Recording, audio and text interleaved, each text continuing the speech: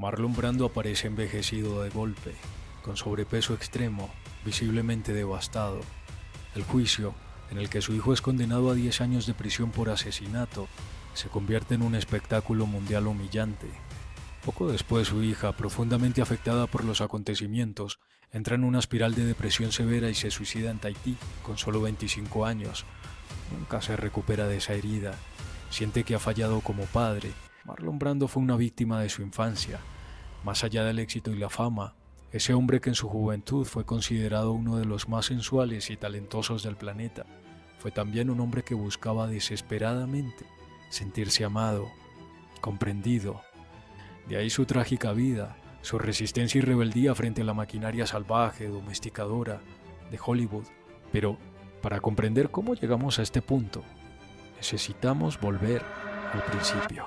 Nació el 3 de abril de 1924 en Omaha, Nebraska, en una casa donde el afecto era intermitente y el silencio pesaba más que las palabras. Su padre era un hombre autoritario, exitoso en términos económicos, pero emocionalmente distante. Entre ellos no hubo nunca un enfrentamiento épico. ¿Hubo algo peor? Brando crecería recordando que su padre lo consideraba blando, poco fiable, incapaz de convertirse en un hombre. Su madre, Dorothy, era el reverso trágico de esa moneda, inteligente, carismática, con talento artístico, pero alcohólica. Ama a Marlon, pero de una forma errática, impredecible. Hay días de ternura intensa y otros de abandono total. Para un niño, eso es dinamita pura. Si aprendes que el amor existe, pero puede desaparecer sin explicación, sin razón aparente, sin que hayas hecho nada malo, entonces esa sensación, la de no ser visto del todo, se te queda clavada para siempre. Esto es crucial que lo retengas, pues tendrá un impacto descomunal en todo lo que ocurrirá después. A los 10 años es expulsado por mal comportamiento de la escuela secundaria a la que asiste. Su conducta es desafiante, insolente, provocadora. Sus padres, que a esas alturas no tienen la más remota idea de qué hacer con él, deciden enviarlo a la institución Shattuck, diseñada para domesticar jóvenes problemáticos mediante jerarquía, castigo y orden. Para Brando, Shattuck fue una prisión moral, no porque odiara las reglas en abstracto, sino porque intuía algo que no podía verbalizar todavía, que la obediencia ciega le pedía renunciar a sí mismo. En la academia no consigue encajar, es indisciplinado, pero también magnético, creativo. Allí encuentra, sin saberlo del todo, su primer escenario como imitador brillante e irónico. Imita profesores, hace reír a compañeros, incluso en esa época temprana de su vida.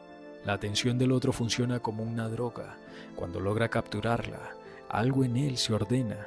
Ridiculiza la autoridad, no con violencia, con burla. Y eso, para una institución militar, es imperdonable. Y por eso, de allí también es expulsado. En casa no hay consuelo, no hay un está bien, veremos qué hacemos. Hay decepción, hay reproche, hay la sensación de haber fallado como hijo. Aquí ocurre algo clave y muy poco romántico.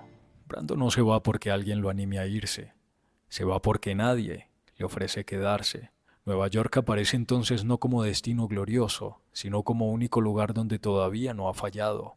Allí no lo conocen, allí no tiene historial, allí no es el hijo problemático, el cadete expulsado, la decepción. Allí simplemente es nadie. Es el comienzo de los años 40, es una ciudad intimidante, pero Brando no llega allí con un plan claro. Prueba con trabajos ocasionales y, casi por azar, termina en una clase de actuación en la Dramatic Workshop de la New School for Social Research, donde enseñaban figuras clave del teatro estadounidense.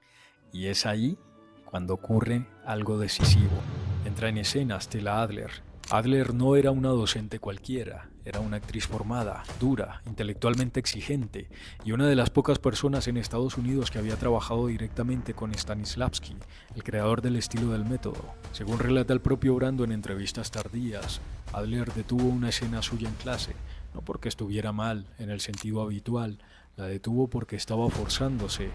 Brando estaba intentando actuar como se debía y ahí ocurre el quiebre. Adler no le dijo hazlo mejor, no le dijo proyecta más, no le dijo controla tus emociones.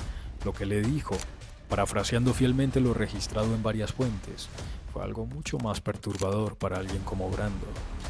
No intentes mostrar nada, entiende dónde estás.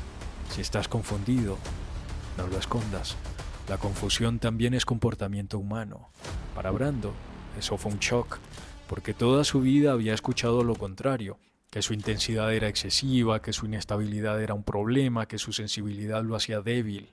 Adler, en cambio, estaba diciendo algo radicalmente distinto. No le pidió a Brando que fingiera emociones, le pidió que las entendiera, que pensara al personaje como un ser humano complejo, no como una máscara. Para alguien que había vivido siempre en guardia, eso fue revelador. Todo lo que vino después, Stanley Kowalski, Terry Malloy, Vito Corleone, no nace del cine, nace de ese instante preciso en una sala de clases en Nueva York, cuando una mujer le dijo, sin dramatismo, no estás roto, estás vivo, y está bien ser así. Mientras tanto, Brando sobrevivía como podía, compartía departamentos diminutos, tenía poco dinero, comía mal. No era la bohemia romántica que después se le atribuiría, era precariedad. A mediados de los años 40 empezó a conseguir pequeños papeles teatrales, pero todo cambió en 1947, cuando protagonizó en Broadway la obra de teatro Un tranvía llamado Deseo. Desde su primera aparición como Stanley Kowalski, algo se rompió. No imponía presencia con gestos amplios ni dicción perfecta. Entraba en escena como si no supiera exactamente qué iba a pasar. Dudaba, respiraba raro, pensaba antes de hablar. El público, sin saber por qué carajos, no podía apartar la mirada.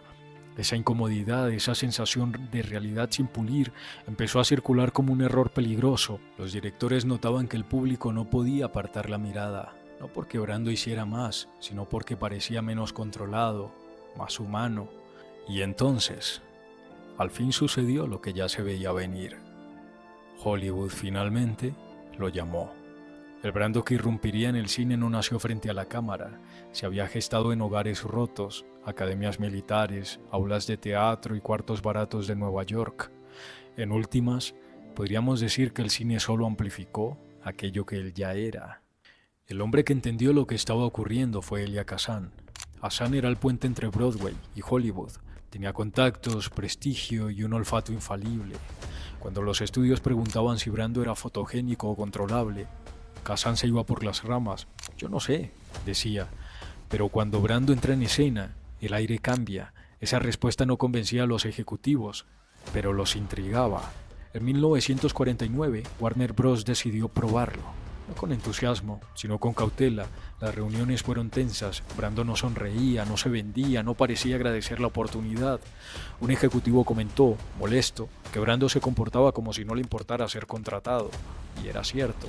No quería entrar en el cine, quería, por encima de todo, no traicionarse. El contrato llegó en 1950 para la película The Men, donde interpretaba a un veterano parapléjico de guerra. Durante el rodaje insistió en pasar tiempo real con veteranos heridos, no para hablar con ellos, para escucharlos. Cuando alguien le dijo que era solo una película, respondió, para ellos, no lo es. Fue su primer choque frontal con Hollywood. Para Brando, no había actuación sin verdad. Su primer día en un set fue frío. Llegó sin aura de estrella, nada que ver con la forma en que lo verían dentro de pocos años, como a uno de los hombres más sensuales del planeta y también más talentosos. Cuando la cámara rodó, no alzó la voz, no marcó emociones, simplemente estuvo. El material resultó incómodo, pero funcionaba, y los ejecutivos no sabían por qué. No sabían que aquello no era falta de técnica, sino el inicio de otra forma de actuar. Era 1950 y nadie lo sospechó, pero Marlon Brando estaba a punto de cambiar el cine para siempre. Y también estaba a punto de traerle problemas a Hollywood. Ese mundo exigía puntualidad, obediencia. Brando en cambio exigía control creativo y sobre todo, no sentirse utilizado. Eso convirtió su fama en una paradoja. Cuanto más valioso era para la industria, más insoportable resultaba para ella. A finales de los 50, Brando ya no era solo un actor prestigioso, era una marca global, pero en los sets se había ganado otra reputación, impredecible, desafiante. No llegaba tarde por capricho, aunque a veces lo hacía, sino porque detestaba la lógica industrial del rodaje. Y ahí llega el punto de ruptura, la película Mutiny on the Bounty. Es 1960 y se espera que la película sea un evento monumental, presupuesto enorme, rodaje en locaciones exóticas, Brando como protagonista absoluto. Háganme el favor de decirme qué carajos puede salir mal. Pues, señoras y señores, todo salió mal desde el primer día. Brando llega al rodaje con sobrepeso, no por descuido, como una forma de resistencia, pero el estudio no lo ve así. Espera un héroe naval clásico. Brando en cambio aparece versión gordo con un cuerpo que no encaja en la épica. Exige cambios de vestuario, cambios de guión, cambios de tono, se niega a interpretar al Capitán Fletcher como un héroe convencional, lo quiere contradictorio, irritable, ambiguo. Para el estudio, eso es sabotaje. Para Brando, es honestidad. Y si pensaban que ahí acaba la anécdota, pues déjenme decirles que no, señoritos. Apenas está comenzando. Resulta que en una de las escenas, a nuestro querido Brando se le da por hablar con un acento británico artificial, inspirado, según él, en aristócratas excéntricos que había escuchado. Por supuesto, a nadie le ha pedido permiso. Cuando el director y los productores le piden que abandone el acento, Brando responde algo que resume su relación con Hollywood. Si no sabes por qué habla así, entonces el problema no es el acento. Y bueno, hay que decir que el acento se quedó en la película y que el rodaje se alargó durante meses, lo cual fue una suerte de calvario, porque las locaciones eran difíciles, el clima hostil, sin contar con el hecho de que el presupuesto se disparó. ¿Y a quién le echaban la culpa de todo eso en el set? Por supuesto, a Brando. Y así, Mutiny on the Bounty se convirtió en la película maldita que selló su fama de ingobernable. La prensa lo destrozó. Los estudios comenzaron a evitarlo como al COVID. Y aquí tendríamos que plantearnos con mucha seriedad si acaso cabría reducir a Brando a diva problemática.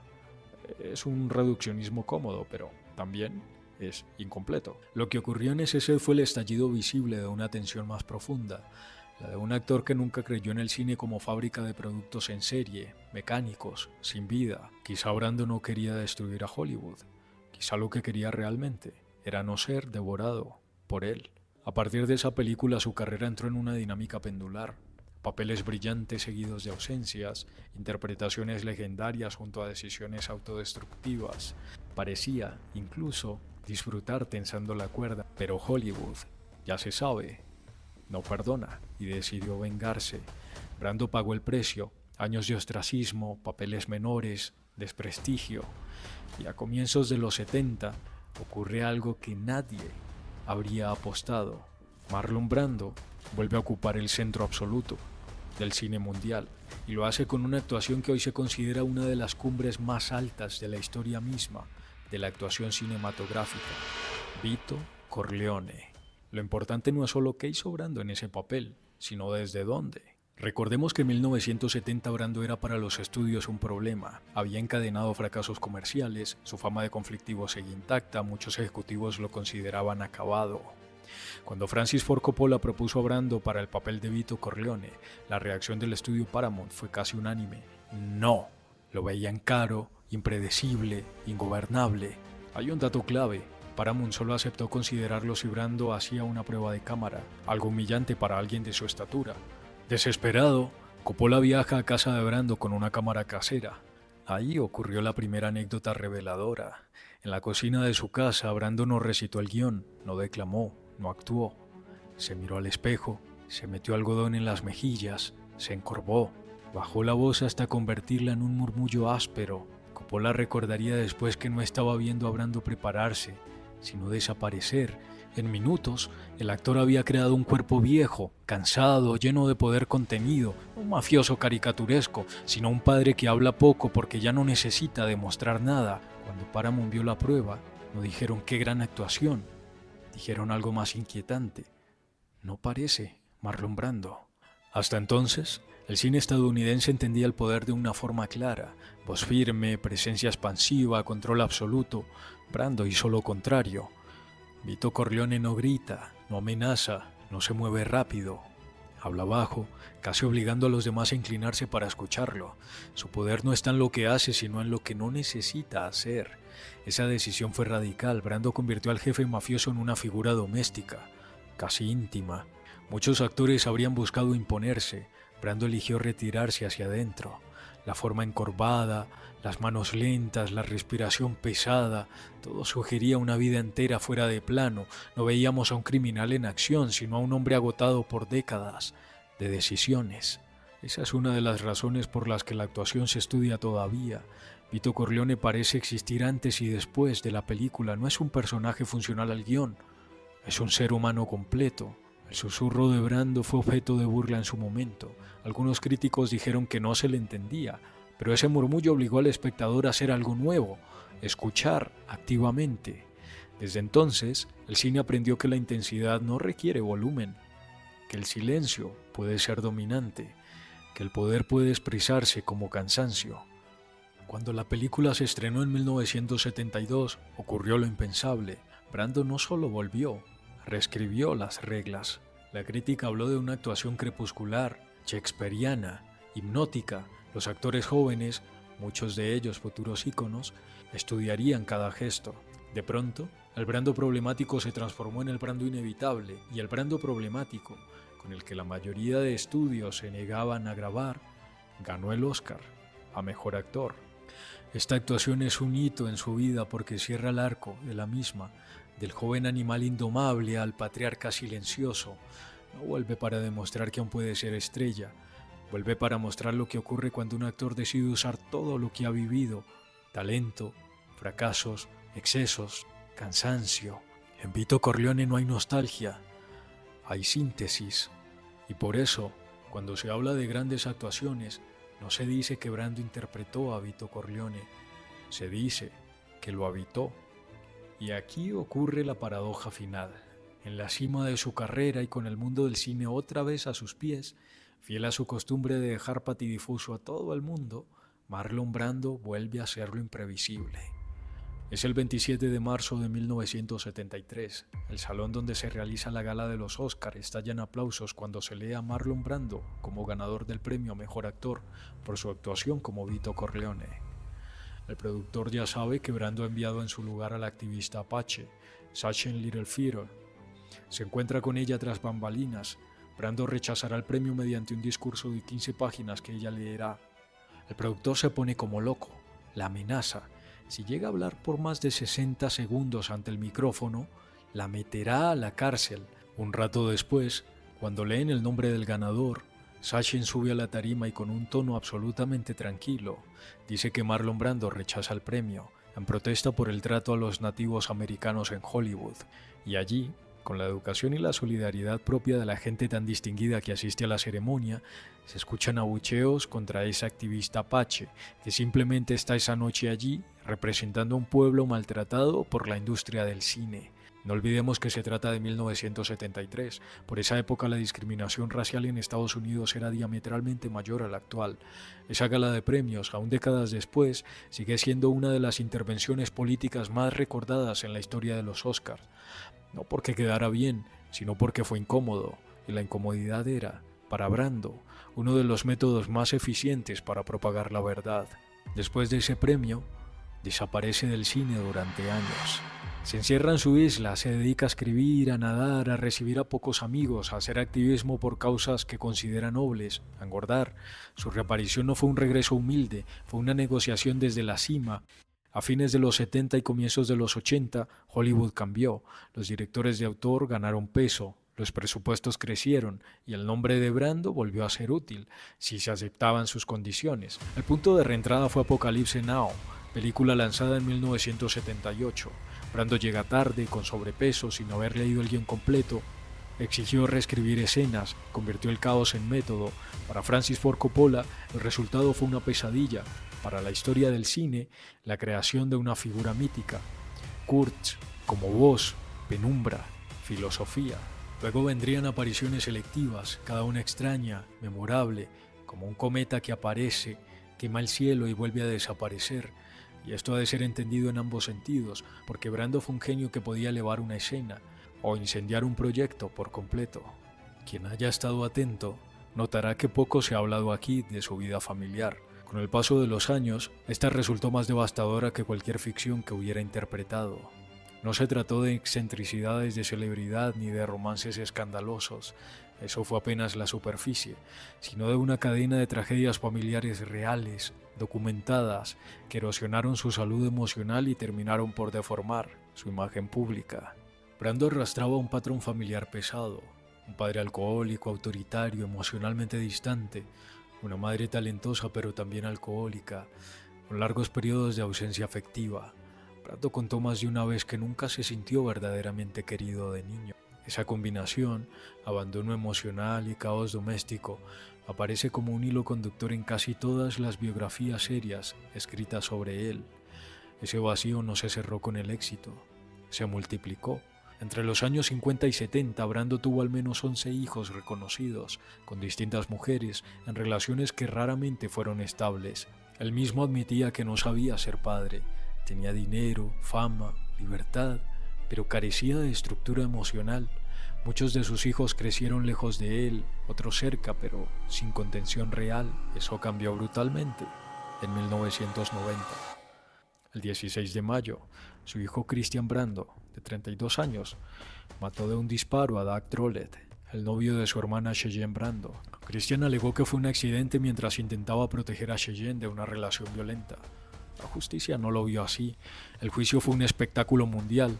Fotos de la mansión, testimonios íntimos, declaraciones cruzadas. Brando aparece envejecido de golpe, con sobrepeso extremo, visiblemente devastado. Declara en el juicio y llora en público, algo que extraña a la concurrencia. Christian fue condenado en 1991 a 10 años de prisión por homicidio. Para Brando, ese episodio fue una herida irreparable. Sentía culpa como padre y una impotencia absoluta frente al sistema judicial y mediático. Pero las cosas irían mucho más lejos. El golpe definitivo llegó poco después. Su hija Cheyenne, profundamente afectada por la muerte de Drolet, el proceso judicial y su propia historia de trastornos mentales, entró en una espiral de depresión severa. El 16 de abril de 1995, Cheyenne Brando se suicidó en Tahití, con solo 25 años. La noticia destruyó lo que quedaba del Brando público. Desde ese momento, desapareció casi por completo. Amigos cercanos relatan que repetía una frase con obsesión: fallé como padre, fallé. Nunca volvió a hablar de Cheyenne en profundidad. Nunca se recuperó. Tras esas tragedias, se aisló casi por completo en Tetiaroa, su isla en la Polinesia. Su salud empeoró: diabetes, insuficiencia respiratoria, problemas cardíacos, come compulsivamente, duerme poco, desconfía de todos. Los medios, que antes lo llamaban genio, comienzan a retratarlo como una figura decadente, obviando deliberadamente el peso de lo que ha vivido. Brando no se defiende. Cuando murió en 2004, muchos obituarios hablaron de su talento, del padrino, de su rebeldía. Menos se dijo de esto, que fue un hombre emocionalmente herido desde niño, que nunca aprendió a cuidar lo que más quería, porque nunca fue cuidado, y que pagó ese déficit con pérdidas irreparables. Su vida íntima no fue escandalosa, fue trágica, y quizá por eso sus mejores actuaciones, las verdaderamente grandes, siempre parecieron venir de un lugar más profundo que la técnica, del dolor que no se puede ensayar, como si los personajes fueran excusas para mostrar en público su propia fractura, su propia herida. Además de su filmografía, nos dejó un inmenso legado. Cambió la relación entre actor y cámara, menos pose, más vida, reconfiguró lo que el público aceptaba como masculinidad en pantalla, no solo fuerza, también vulnerabilidad peligrosa. Transformó la industria al obligarla a admitir que el realismo emocional vendía. Mostró que una estrella podía desafiar al ritual máximo de Hollywood, los Oscar, y convertirlo en denuncia. ¿Qué duda cabe de que no fue perfecto? ¿Es que acaso algún ser humano lo es? Fue valiente en el sentido más profundo de la expresión, al menos en lo relativo a su arte y a su papel social. Se mantuvo fiel a sí mismo, aunque eso le pasara facturas caras de pagar. No se dejó moldear por un aparato comercial tan poderoso como Hollywood, y luchó por aquellas parcelas de la realidad que, a su entender, merecían un esfuerzo. Arrastró durante toda su vida una herida profunda, no haberse sentido verdaderamente amado de niño, y por eso, con torpeza, ejerció su rol de padre, que acabó en tragedia. Y entre todos esos claroscuros, deja un legado que perdura hasta hoy y del que seguramente seguiremos aprendiendo durante muchos años más. Y hasta aquí mis palabras sobre Brando. Nos vemos en la próxima. Cada día se suben a YouTube más de 2 millones de videos. Es probable que en esa enorme selva el nombre de este canal termine diluyéndose, así que te invito, si este video tocó algo dentro de ti, dale me gusta, suscríbete y acompáñame en el resto del viaje.